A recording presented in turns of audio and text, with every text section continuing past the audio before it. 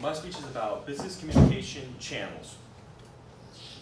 So, to start, I have a quote. Information is the lifeblood of an organization by K.A. Francis.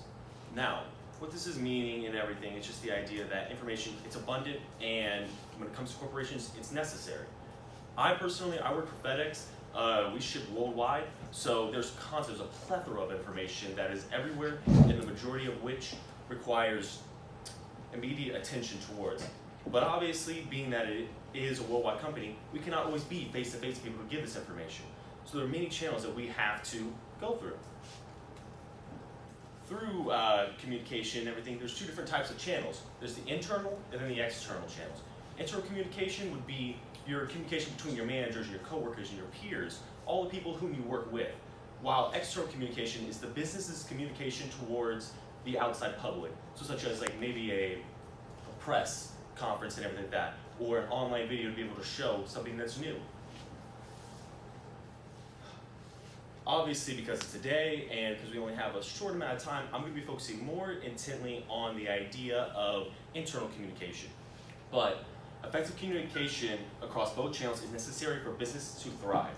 Again, by K.A. Francis. Now, there are multiple channels that we can use in internal communication, such as through rich and lean channels. One being face-to-face, then mobile communications, the written message. In order and everything, the face-to-face would be the most rich up to the most lean, which would be written message.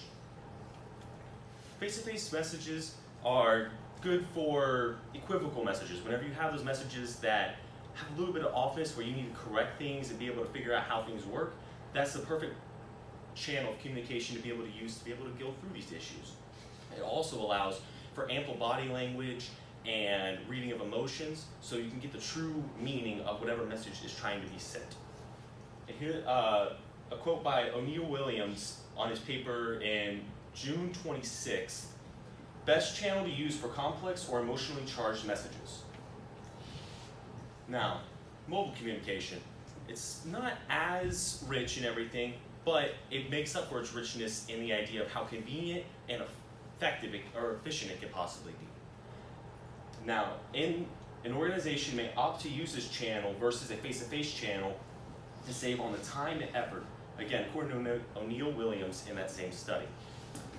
Now, a lot of businesses, like I said, will go ahead and opt for this because, again, for me working for FedEx, we cannot always be there. We're a worldwide company with 20% of all of our employees being staffed in Memphis, Tennessee.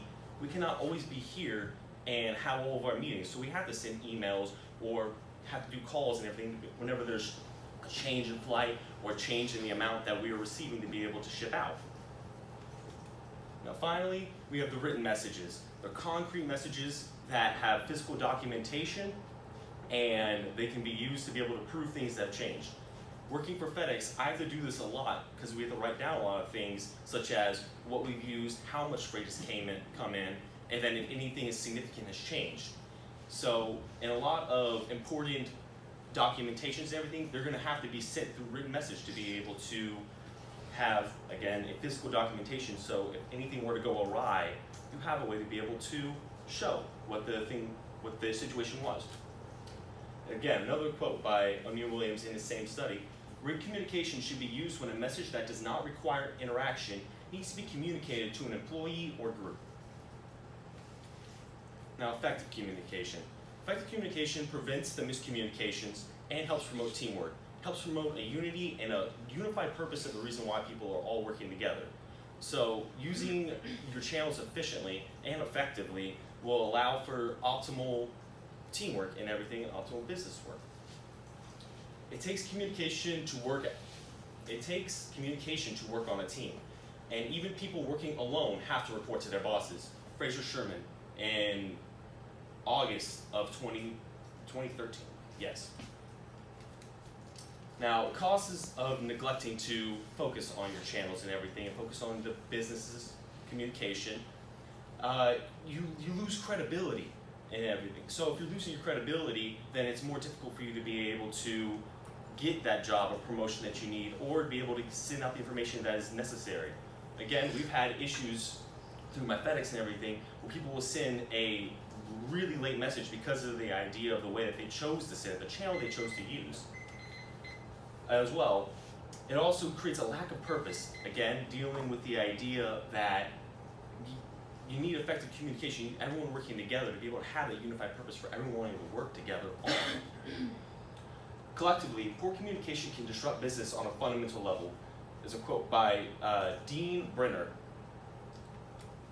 Now, the overview of what we've talked about here today talks about the rich and lean channels, such as from face-to-face communication, mobile communication, and written communication, the effective uses and the positive outcomes of using them effectively, and then the costs that we get if we choose to neglect to use said communication methods. Communication leads to community, that is to understanding, intimacy, and mutual valuing. Rollo May. I want to leave you on this quote just for y'all to interpretate how much communication impacts all of us, especially in the workplace.